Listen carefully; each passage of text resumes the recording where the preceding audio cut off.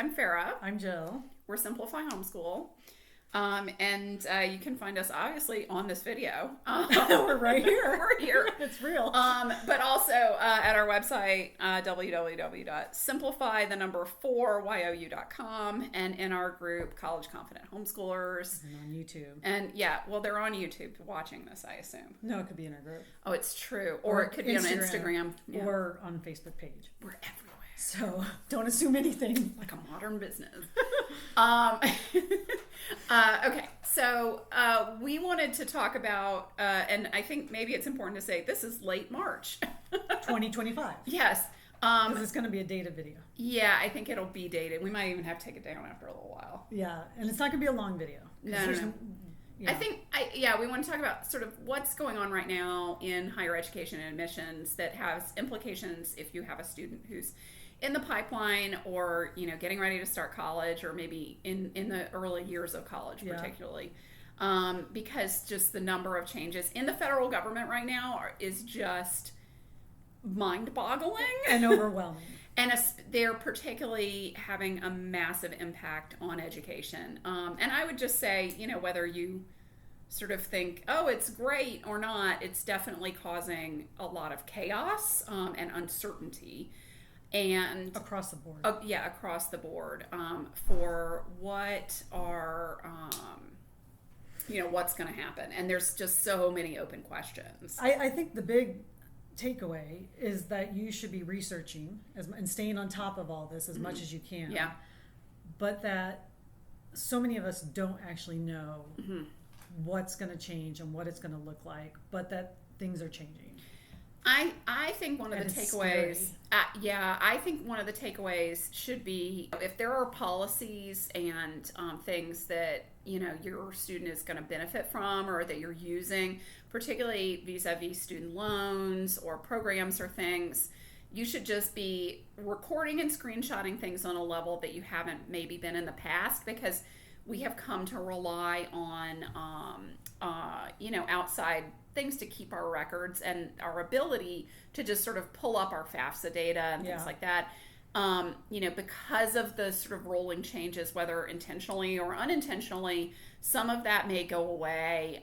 And also, particularly in terms of student loan policies and so forth, as some of those shift, because it does look like they're going to shift.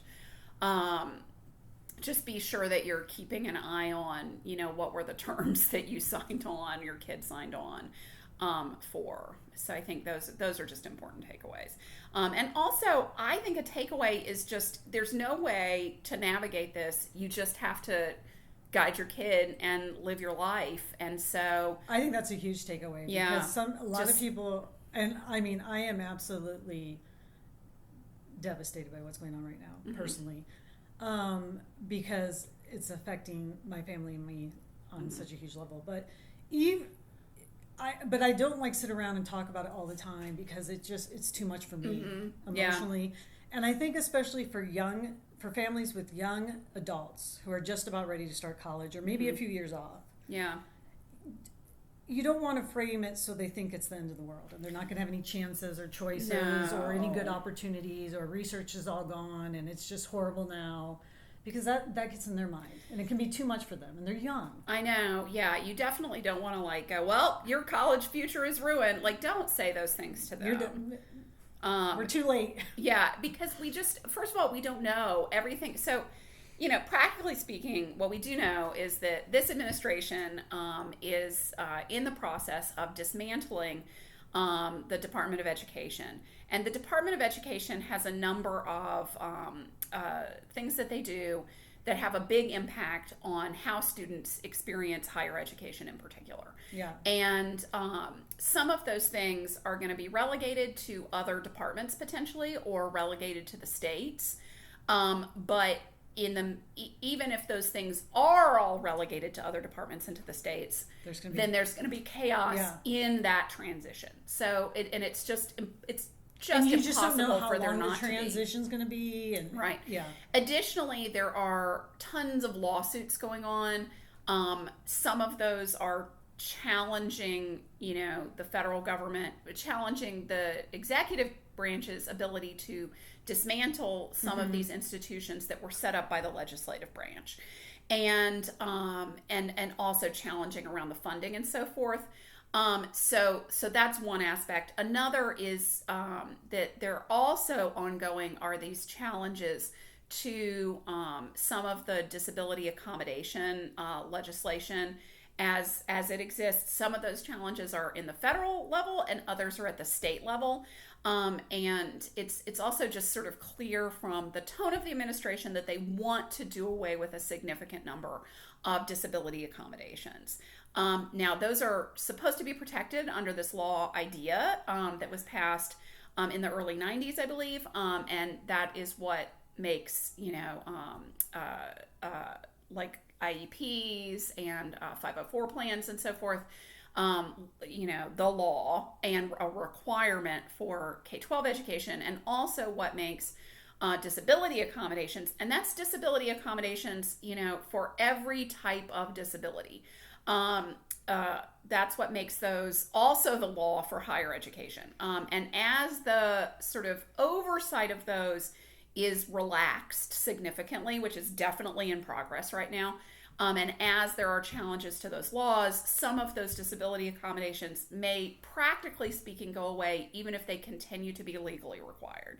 But we don't know to what extent, and some states may protect those better. Some specific institutions may protect those better. I just want to hop in here. Yeah. I want to hop in here because I have students with disabilities, my kids, and this is very depressing. It is. On a very personal level for them, because they just feel like they're being attacked as people. And I just want to state that for me, it's really important to, you can't hide teens from this at all. Of course, they have access to everything and they can see what's going on. But you can frame it for them in a way that makes it a little bit more easy to deal with. Mm-hmm. And again, you can't take it away. Yeah. And things are happening. We don't know what the results are going to be. We don't know what's going to be cut, what's not going to be cut. Yeah. We don't know where the states are going to pick up things. Mm-hmm. We don't know what individual schools will do. But you just have to keep your eye on it. Mm-hmm. You have to keep your eye on it. If you have a student who's going to need accommodations, make sure you're constantly looking at that, researching choices and everything, and make the best decision you can with the knowledge you have at that moment. Yeah, because it could change. It can drastically. Change. Yeah, and students with disabilities do this anyway. Especially if it's a physical disability. Even though all schools are required to accommodate, a lot of schools can't as well. So you're always really looking at these things individually, even though technically everything is supposed to be easy for you. And you're supposed to be supported. It's not like that. Yeah. And some of that too is some of the attacks on diversity, equity, inclusion. Some of those functions of just sort of looking at, being proactive on campuses about instead of sort of waiting for complaints to happen, being proactive. Some of that had gotten relegated, so just making it so that there's someone's job to sort of comb through and make sure that that there's, Braille copies available, that there's, that there's ramps for things, that there's, so that accessibility is being covered, again, in a proactive way. Some of that was under DEI at some universities, so that's going away, and also becoming more difficult to, again, for universities to be proactive about some of these things. So it just, again, we don't know overall, some of these things are going to get renamed, they're going to still be proactive, they're still going to, and we want to hope for that, but in this transition period, there's going to be a lot of change. And I just think the transition period, we don't know how long that's going to be. No. And that's an unknown. In part because of lawsuits and challenges and political, in 2 years from now, Congress is going to turn over, almost certainly right now. Who knows if for sure, but there will be changes. Usually it happens. So, usually, that's pretty common. Yeah. Either party. So, that's sort of predictable.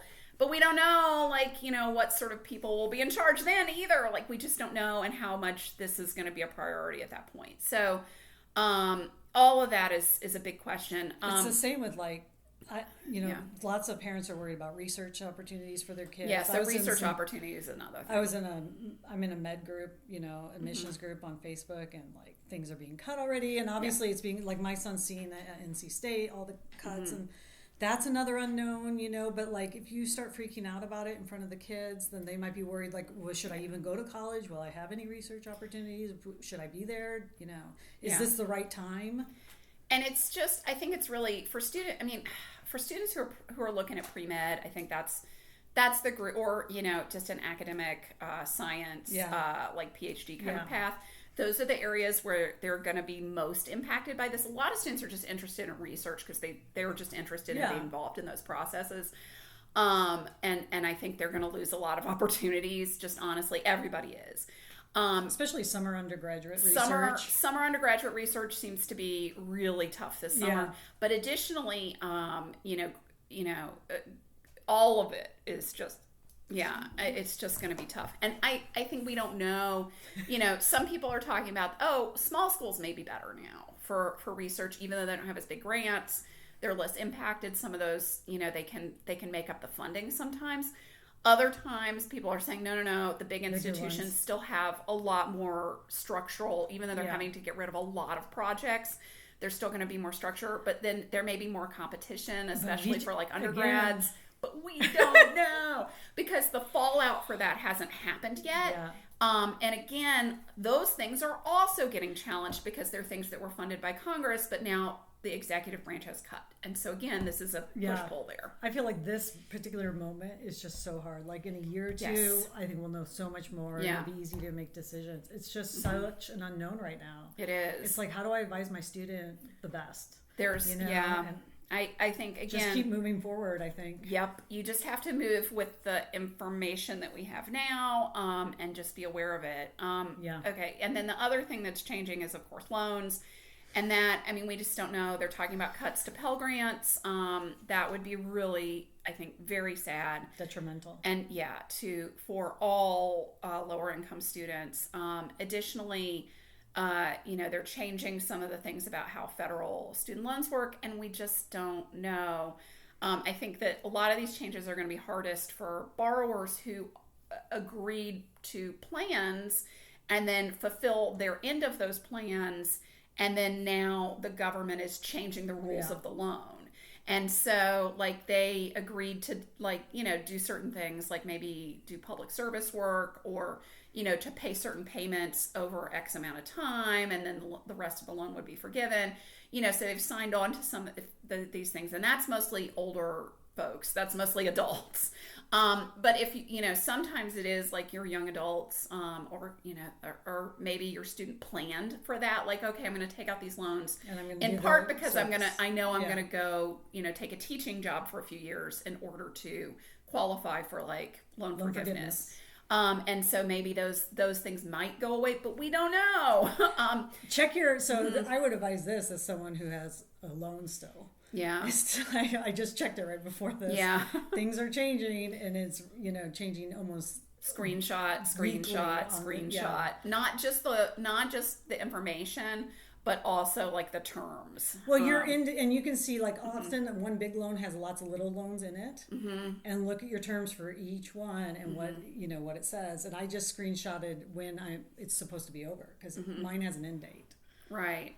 And so I want that end date. I just think, again, so because, there could be data losses and some of, as the changeover happens, there's been a lot of chaos. Just again, on the technical coding side, because the government systems are older and they've got people who don't necessarily know them coming in and making changes. So you just never know. Yep. We saw this even just last year with like the FAFSA fiasco. Yeah. And so again, just, keep your eye on that. And actually even a year ago when Biden was trying to forgive all this stuff, but then all these lawsuits came, my loans changed constantly under him. Like the terms and everything, it was crazy. It was changing nonstop. So it's just a good idea to keep your eye on that. Yeah. I feel like also, I just want to reiterate that college is a worthwhile endeavor. Learning is a worthwhile endeavor. Education is just so vital to our society and to, furthering society and, to our health and medicine and, technology and new industries and business and the growth of our economy. And, education is just vital for all of those things. So both for society and for us as individuals. And I guess I don't want folks to come away thinking like, okay, in this new world order, that's not going to be valued. It absolutely will be. And that's part of why it's under attack, is because they're changing who gets access to it, essentially. I also think that on a very personal level and a family level, in that the 4-year college experience is still absolutely worth it and great for young adults, and you should still prioritize that. Yes, if it's the right decision for your team. If it's right for your student. Yeah, and also that it's, that lower cost options are still going to be available. And also I just want to leave this, because a lot of families are looking at international admissions and international colleges. That's a different ball game. Yep. There's a whole different thing you have to play if you're going to go with that. We have a video about that, because a lot of people want to leave the country. I don't know if that's the right decision. I'm just putting it out there. I'm leaving the country next week, so I can tell you, it's not just homeschoolers. I mean, so many students are looking at that path right now. It will probably be more competitive than it used to be. Absolutely. And I think especially to countries like the UK and Canada, Australia, etc., like where English-speaking degrees are really easy to get, and I just are going to be more competitive. Because I'm always reading up on this, because I live over there part of the time. Yeah. Some English programs that were being offered in countries where English isn't the language are being cut. Yeah. Within the country, because they don't want to prioritize them anymore. And so there's going to be less options. So that's something to think about too. Yeah, unless your student obviously speaks the language, right? In a different country. Then you've got more options. Yeah. It's all very complicated right now. Things are changing. Yep. And so and I think, I don't know, we got a little more political. There's definitely a lot of different ideas about this. But to me, it's hard to argue that there's going to be some chaos. I mean, there's change, and change always leads to chaos, whatever it is, because no one knows, and it's the government. And when things change in the government, like you said, like the sites and that could go down, like this old infrastructure. Yeah, and everything. It is old infrastructure. So that's not even political. That's just saying. I know. That's just practically speaking, and also just practically speaking, you have to look out for yourself and your own interests, and your kids' interests. And so, even if you think like, oh, this is great, we want some of these changes. Right. There's still going to be some chaos. It's still going to be chaotic potentially for your student if they're in this position right now. And so, just be aware. Yeah, don't go in it Goldilocks, because it's not going to be smooth at every, if they have any of these issues at play. And also, I just want to say that we recognize that homeschoolers are very politically diverse. Yeah, and we work with a lot of different families. All different families. Families who have different goals. This is more just like we're saying, it's an unknown. We don't know how it's going to change. Keep on the path, especially if that's the right move for your team. Yeah, absolutely. Okay.